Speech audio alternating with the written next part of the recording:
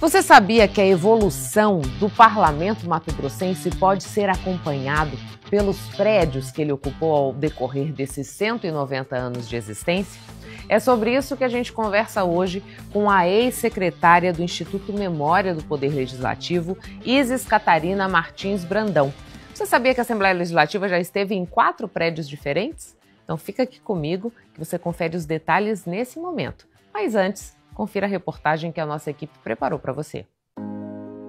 As Assembleias Legislativas no Brasil foram criadas pelo Ato Adicional número 16, de 12 de 8 de 1834. Dentre as normatizações, estava que a primeira sessão legislativa de instalação do poder legislativo na província deveria ser realizada na capital e, posteriormente, se necessário, poderia ocorrer em outra cidade.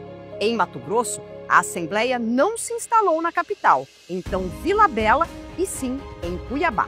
O Conselho Geral de Província já funcionava em Cuiabá, né? E a lei que aditou a Constituição também falava, né? A Assembleia vai se instalar na capital da província, né? E posteriormente, né? Onde a Assembleia determinar, né? Em Cuiabá já funcionava a sede do governo do estado, na região central da cidade, onde fatos sociais e históricos aconteciam, a primeira sede do parlamento estadual também foi instalada aqui, neste casarão, que fica na esquina das ruas Pedro Celestino com Campo Grande. No endereço permaneceu por 102 anos, período que foram promulgadas as 2 primeiras constituições do estado. A transição da monarquia, a instalação e consolidação da república e a vivência dos hiatos da democracia, 1930 a 1935 e 1937 a 1947. Restabelecida constitucionalmente as funções das assembleias legislativas em todo o país e consolidada a redemocratização com as eleições diretas, o Parlamento de Mato Grosso ganhou um novo espaço, no então Palácio da Justiça, cedido pelo Poder Judiciário no edifício da Getúlio Vargas. Em 1966, por lei municipal, o logradouro denominado Campo de Dorique foi doado à Assembleia Legislativa para que no local fosse erguida a primeira sede própria. E depois de 25 anos, alicerçando as bases democráticas, com a edificação construída na atual Praça Moreira Cabral, foi inaugurada e em seguida denominada de Palácio Felinto Miller. Era termo condicional da lei que com o edifício fosse também construído o monumento símbolo da União das Repúblicas Sul-Americanas. E neste local, em 1909, a Comissão Rondon localizou e marcou o Centro Geodésico da América do Sul.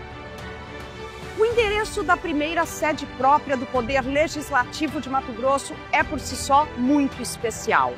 Aqui foi palco de diversos acontecimentos, desde punição a malfeitores a festas folclóricas. O Palácio Felinto Miller abrigou por 33 anos a Casa da Democracia.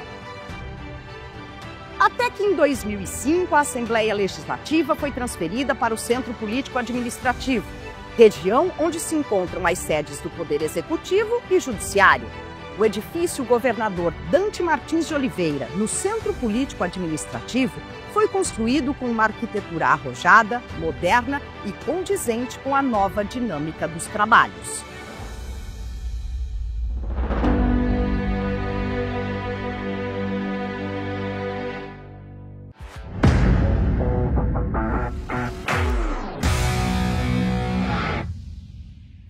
Isis, muito obrigada por aceitar o nosso convite para que a gente pudesse contar um pouco mais do desenvolvimento da Assembleia Legislativa, pensando até na sua estrutura física, né? Hoje a gente está com um prédio que fica ali no Centro Político Administrativo, onde funciona o Poder Legislativo, mas nem sempre foi ali. Você pode contar para a gente um pouco de que fases a Assembleia teve e por onde ela já passou aqui em Cuiabá? Então, a história do Poder Legislativo é fantástica. E nesse livro que a Assembleia Legislativa publicou, nós contamos a história da Assembleia Legislativa através dos espaços que ela ocupou. Então, na primeira sede, que foi ali na Pedro Celestino, esquina com a Rua Campo Grande, foi a primeira sede da Assembleia. Ali nós ficamos por 102 anos. E é interessante, assim, uma curiosidade que poucos historiadores atentam a isso, a entrada da Assembleia Legislativa nunca foi pela Pedro Celestino, e sim pela descida da Campo Grande. Inclusive essa rua Campo Grande já teve o nome da Rua da Assembleia. Então hoje quando você passa lá, você vê porta para Pedro Celestino, quando a porta de entrada da Assembleia era na lateral. Antigamente ali eram janelas. E a primeira posse foi fantástica, a rua, conforme o Rubens de Mendonça conta, rua tapizada de flores, coxas de damasco, que enfeitavam os casarões, porque eles saíram da missa da catedral e foram a pé até a sede da Assembleia. Todos os deputados eleitos, o padre e a população inteira. Então, é uma história fantástica, fantástica, fantástica. E aí nós ficamos por 102 anos nesse casarão. Esse casarão ainda está de pé, Isis? Está de pé, caindo assim, prejudicado, sofrendo, precisaria de uma intervenção maior. Na época, o deputado Riva tinha até a intenção, como presidente, de fazer ali um museu da Assembleia Legislativa, um histórico para fazer visitação, com banner, com totem, com essa história, né? Que o parlamento ele não é composto por um ator, são 24 líderes. Enquanto o executivo tem um governador, nós temos 24 líderes. E esses 24 líderes se posicionam num determinado momento da história. Então, por exemplo, por diversas vezes o povo se calou quando houve intervenções do Poder Legislativo, porque naquela época, para se calar o parlamento, só tinha uma condição, era intervenção. Hoje o parlamento se cala por muito pouco. Eu vejo isso como pessoa apaixonada pelo parlamento. E o parlamento, então, ele no caso, nós ficamos por 102 anos. Saímos de lá, pela intervenção de Getúlio Vargas, no Estado Novo, em 1947. Ficamos por 10 anos silenciados. Só voltamos com a nova... Silenciado quer dizer fechado? Fechado. O parlamento no Brasil foi totalmente calado. O povo não podia mais se manifestar, porque a voz do povo está no parlamento. É o povo que elege e dá carta branca para seus representantes. E com o retorno do parlamento, o parlamento não tinha onde se instalar. E assim, o Tribunal de Justiça, na época, cedeu, ali na Getúlio Vargas, um espaço para o funcionamento da Assembleia Legislativa. Na época eram 20 deputados. E também desses 20 deputados tinha 15 funcionários. E ali nós ficamos também por uma longa data. Ali foram promulgadas 3 Constituições. Era o auge, era aquele retorno, sabe, da atividade parlamentar num espaço ínfimo. Era a Constituição de 1947 que estava sendo escrita naquele momento. E um dos atuantes era o pai do Emanuel Pinheiro, que era presidente daquela época. Mas nesse período nós fizemos a Constituição de 47, 67 e 69. A de 67 ela não é considerada muito uma Constituição, ela é uma reforma constitucional. Então na sede da Getúlio Vargas, que foi a nossa segunda sede, foi promulgada 3 Constituições, a de 47, a de 67 e a de 69. Sendo que a de 67, para os historiadores, o entendido das Constituições, ela é vista como uma emenda, como uma reforma constitucional. Passado esse período, aí nós ainda um espaço cedido, o vereador Edgar e o prefeito Vicente Volo, que já tinha sido deputado estadual e federal, ele sugeriu que se fosse doado um espaço para a Assembleia Legislativa ter seu espaço próprio. E assim foi feito. E o governador da época era Pedro Pedrocian. E ali no Campo do Urique, hoje, Câmara Municipal de Cuiabá, foi erguida a primeira sede oficial da Assembleia Legislativa. E ali também fizemos mais uma Constituição. Ali sede própria? A sede própria. Eu estou contando rapidamente a história da sede e as principais legislações feitas, que não existe para o parlamento legislação maior do que se fazer uma Constituição. Mas tivemos legislações assim fantástica nesse período todo, né? Então, nesse período, quando foi construída a primeira sede no Campo do Urique, um espaço também histórico de Mato Grosso, histórico para Cuiabá, foi promulgada a Constituição de 89 e ela foi extremamente elogiada por jornais nacionais, como o jornal Folha de São Paulo, né? Na época, a Constituinte foi presidida pelo deputado Roberto França, né? E quem promulgou foi o presidente Amaral. Então, essa história da Assembleia Legislativa no Campo do Urique é marcada por muitas ações parlamentares. Nesse período, nós não sofremos nenhuma intervenção do Executivo ou do Judiciário.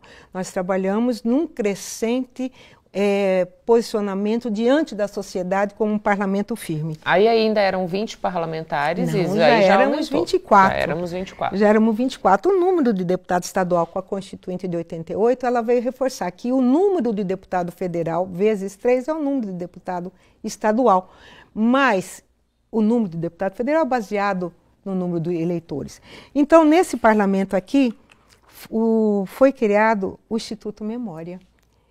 Já lá no Campo do Urique. No Campo do Urique. E quando nós assumimos, o acervo, esse rico acervo que eu sou apaixonada, ele estava em 3 depósitos alugados. Inclusive, em um deles tinha um carro em cima dos acervos. Nós passamos um período assim de muito trabalho, em que a gente saía de lá coçando, arranhando, porque era muito ácaros, né? Os funcionários da Assembleia Legislativa do Instituto Memória, Cecília e tantos outros, foram heróis nesse resgate. E cada vez que a gente higienizava um documento, acondicionava um documento e lia esse documento, eu ia me inteirando e me apaixonando pela história de Mato Grosso, registrada no parlamento, sabe? Bom, e aí o deputado Gilmar Fabres assume a presidência da Assembleia. E todos os poderes já estavam no CPA. Faltava o Legislativo. Porque você imagina você sair do Campo do Urique, ir até o governador do estado, ou ir até o Judiciário, ir até o órgão auxiliar Tribunal de Contas. Era muito complicado. Então, o Gilmar Fabres tomou a decisão de mudar a Assembleia Legislativa para o Centro Político Administrativo. E esse centro, e a nova sede só foi inaugurada em 2005. Ela ficou parada por muito tempo. E quando ela foi inaugurada, nós fizemos uma sessão maravilhosa na Câmara Municipal, com a presença do governador, na época, Blairo Maggi, entregando aquela sede para a Câmara Municipal. Lembrando que aquele espaço, ele foi nomeado por lei Palácio Filinto Miller. Então, aquele edifício tem um nome por lei, Palácio Filinto Miller. E a Câmara, onde ela vai, ela leva o nome da Câmara, que é Câmara Pascoal Moreira Cabral. A Câmara sim, mas o Palácio não podia mudar o nome. Coisas minhas, né? Então, eu queria convidar todos que têm interesse em conhecer a verdadeira história de Mato Grosso, que conheçam o Instituto Memória e seu rico acervo, porque lá você vai descobrir que Dom Aquino Correia nunca foi interventor do Estado, ele foi eleito num momento histórico onde todos os deputados estadual, federal e senador tiveram que renunciar e teve uma nova eleição. Temos que, em 1909, uma lei incentivando a plantação e exportação de algodão. E temos o acervo nosso, começa em 1835 e vai até os dias atuais, com todos os discursos políticos que trouxeram o Mato Grosso à condição de celeiro mundial de alimento e biodiversidade. Muito obrigada, Isis, pelas informações trazidas. A gente tem muito assunto para conversar em outras oportunidades. Infelizmente, nosso tempo é curto, mas eu te agradeço. Eu que agradeço essa oportunidade. Muito obrigada. A gente chega ao fim de mais uma edição do Diário da LMT. Eu agradeço a você que ficou com a gente até esse momento. Lembrando que esse conteúdo também fica disponível no nosso canal no YouTube, no TV Assembleia MT. E a gente te espera na próxima edição.